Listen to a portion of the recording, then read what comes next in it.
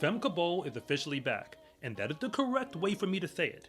Because in a track and field world where Sydney McLaughlin-Levrone has already run 2 400-meter hurdle races this season, races where she was far ahead of anybody else who was actually on the line in those races, obviously, she has now put down a time in her first 400 hurdle race of the season that reminds everybody she's the only woman on the planet that has a prayer of beating Sydney. Allow me to set the stage.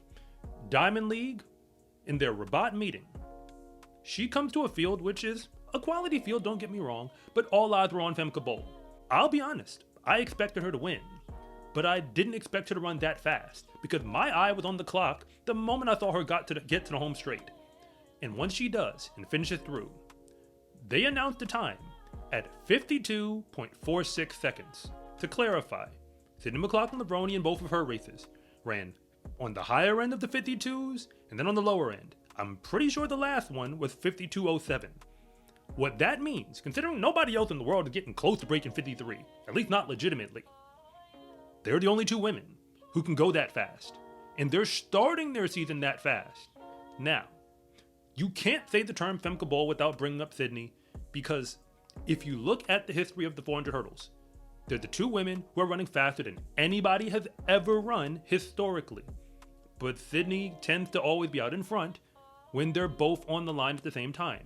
So going into 2025, when we look forward to the Worlds, you have to understand what's actually at stake now. Because Sydney McLaughlin-Levrone won the 400 hurdles at the Olympics, and no, that race was really not close. She didn't just win it, she broke her own world record again. But the thing is, Femke Bol didn't perform well in that race. She got a bronze medal, but you kind of have to look at that as a disappointment, because she didn't run close to her PR. Anna Cockrell, shout out to her. She ran the 4th fastest time all time in that race.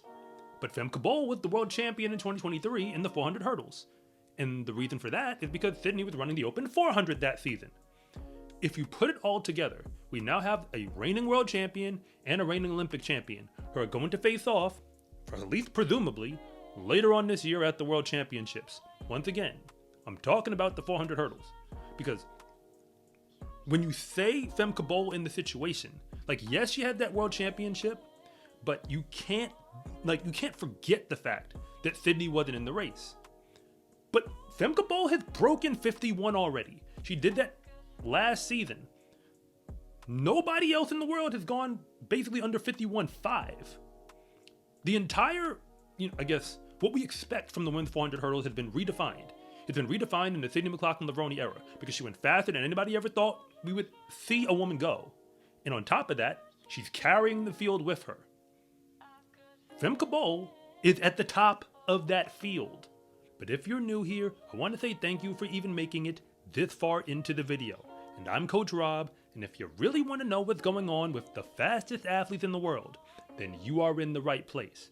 And if anything that I say actually connects with you, it is always greatly appreciated if you would please like and subscribe. But if I don't, just let me know in the comment section, because I try to read them all. It seems like she's going to be the queen of the Diamond League again. I mean, she's starting off the season making it look like ain't nobody over there. Got a prayer of beating her. So now, when it comes to 400 hurdle races, like, if you're going to announce yourself this early in the season, as far as like her competitive season, running like that, we're really just waiting now for the championship. Every other race between now and then is just a formality, because both of these women are going to have to train, and they're going to compete along the way in order to stay sharp. I mean, personally, the way I feel about it is they both have other endeavors that they focus on. Femke Bol specifically, I think it's more of the relays when it comes to the Netherlands, because she has been the queen of the relays for the Netherlands. They bring home medals on the world stage, but it wouldn't happen in the women's 4x4 or the mixed 4x4 if she was not on those teams. No shade against the rest of the team. I know they have quality runners, but let's be honest. She is by far the star on those rosters. Sydney, on the other hand, has been so talented for so long. And again, I say this with all due respect. Femke Bol, this is why she's important, is the only woman who gives her a reason to keep running the 400 hurdles. As far as I'm seeing it.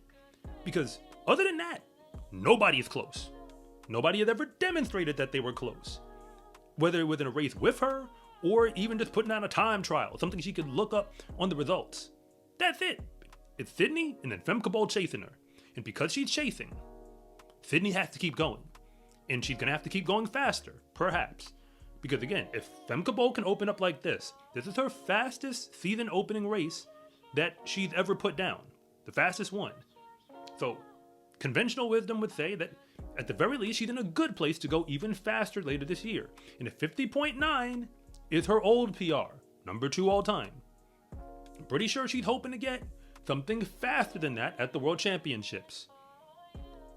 Don't get me wrong.